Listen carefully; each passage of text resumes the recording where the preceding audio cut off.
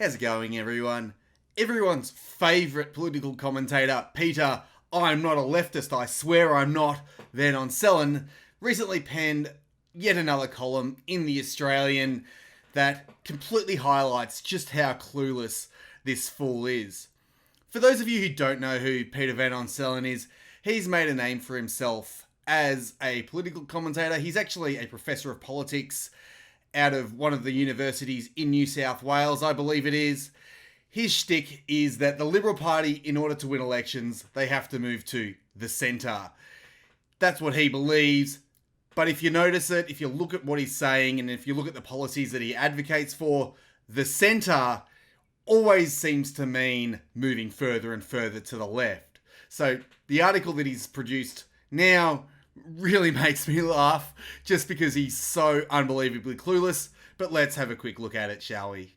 Before we continue, for some amazing karma, please check out Subscribestar, where for as little as $5 a month you can support my work and help save Western civilization. The results in regional New South Wales at last weekend's state election, coupled with the rise of right-wing minor parties, namely One Nation, in the upper house, highlights a conundrum facing the coalition. How does it balance competing demands, different values and priorities between the city and the regions? It's a good question. How does it continue trying to win over the leftist Macenta voters whilst also satisfying people on the right? How does it do that? Because the further they move to the left, the more they're going to abandon people on their right. And that means minor parties such as One Nation are going to continue to rise. And also the Shooters, Fishers and Farmers Party, which took up 3 seats in the New South Wales lower house. It's a great question. What are they going to do? But anyway, Scott Morrison repeatedly refused to commit to preferencing One Nation last. Eventually, the Prime Minister relented, declaring One Nation would be put after Labor, but Nationals made no such commitment. What he's talking about is the how to vote cards. If you don't already know, Scott Morrison, the Prime Minister, has committed to putting One Nation, an apparently nationalist party, I'm not quite there on them, he's committed to putting them last, Scott Morrison that is, on their how to vote cards. Now, you don't have to follow the how to vote cards if you don't want to, but there are a lot of NPC voters out there that will just follow it because it's easier and they don't want to think, or because they're full supporters of the Liberal Party agenda. What Scott Morrison has essentially told the electorate is that they are more concerned with keeping the establishment afloat rather than doing what is best for Australia, and that would be to actually go back to genuine Australian values. But instead, he's decided that Labor, their number one rival, supposedly, are preferable to One Nation, a party that wants to cut immigration, amongst other things. It's a mess which ultimately comes back to the ongoing damage the rise of right-wing minor parties is doing to the Conservative majors, the Liberals and the Nationals. The level of cluelessness here is absolutely off the charts. Like I said, Peter Van Onselen has been telling the Liberals for years now that the only way that they could possibly win elections is by winning over Macenta. He still believes that. But now he's confused. What are they supposed to do to combat the rising right-wing parties? What are they to do? It's almost like if you abandon people on the right, if you abandon a certain part of the electorate who have truly Australian values, they're going to go and vote for someone else. Wow! Can you believe that? It's just almost unfathomable. Just remember, Peter Van Onselen is a professor of politics. Just wanted to remind you of that. How does the coalition vanquish minor parties on its right flank without losing the centre ground to win elections? Again, how clueless is this? Just ridiculously clueless.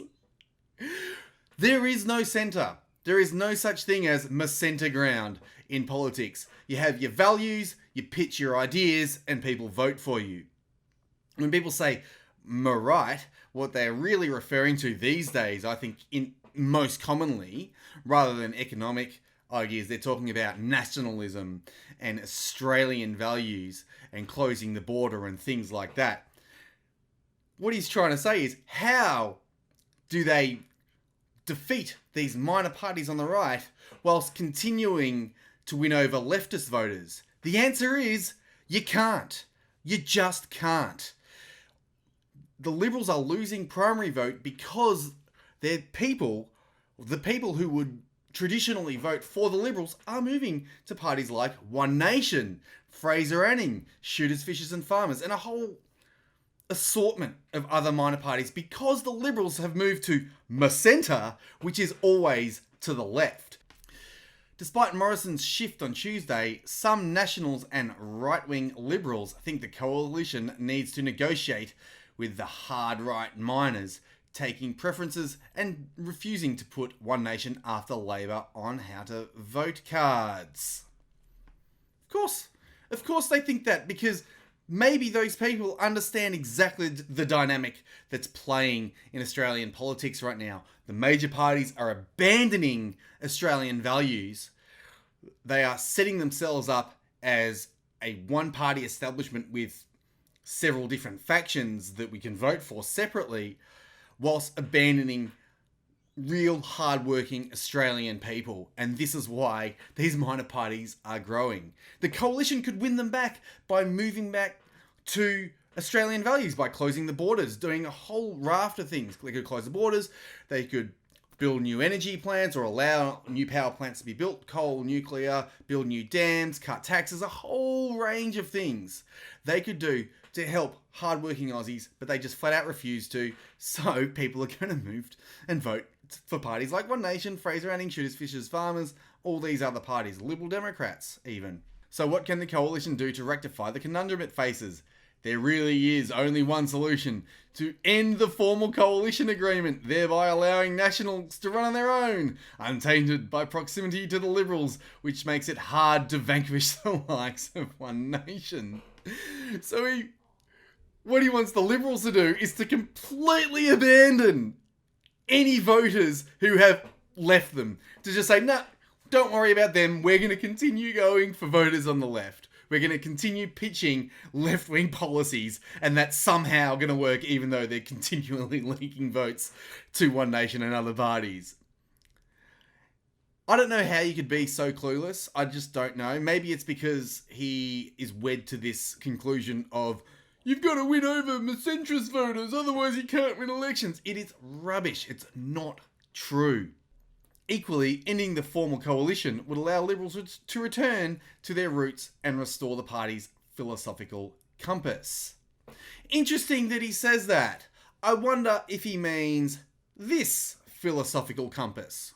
Do you believe that the so-called White Australia policy will always be a stumbling block? I don't think it's such a stumbling block as people pretend, but that it's important for us, I haven't the slightest doubt. That we should maintain it the way it is? So long as we possibly can, we ought to aim at having a homogeneous population. You see, the Liberal Party were founded by Robert Menzies.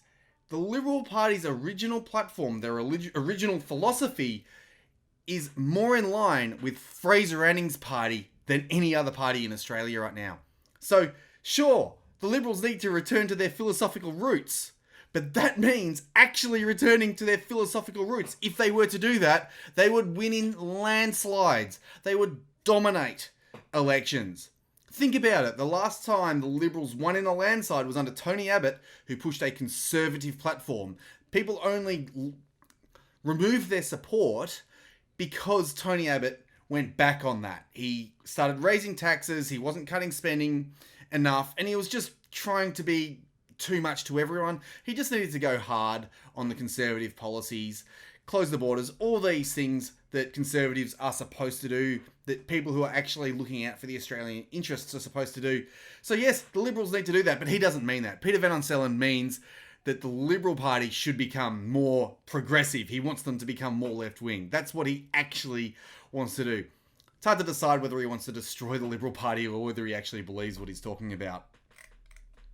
And he finishes, whatever the solution to the woes on the right, something certainly needs to change. It does. If the Nationals become a liberal light party, the hard right parties eat them alive. If they follow the Barnaby Joyce script, they can do something about that. But inner city liberals cop a hiding from voters for their affiliation. Maybe inner city liberals lose out. Maybe they win back other seats. Maybe they can actually show that they stand up for Australian values and they actually want what is best for this country instead of what is best for the parasitic political elite. The only way the Liberals are ever going to win back the support of the people is indeed by going back to their roots, as I said, by going back to their true philosophical foundations, the foundations of Robert Menzies, and that is small government, Australian nationalism, and true liberty. The Liberals have abandoned that, and now people are abandoning the Liberals. What a shock. Peter Van Onselen, you need to get a clue. You're supposedly a professor of politics, but you don't know what you're talking about. To everyone else, hope you enjoyed the video, share the truth around, and I'll see ya when I see ya.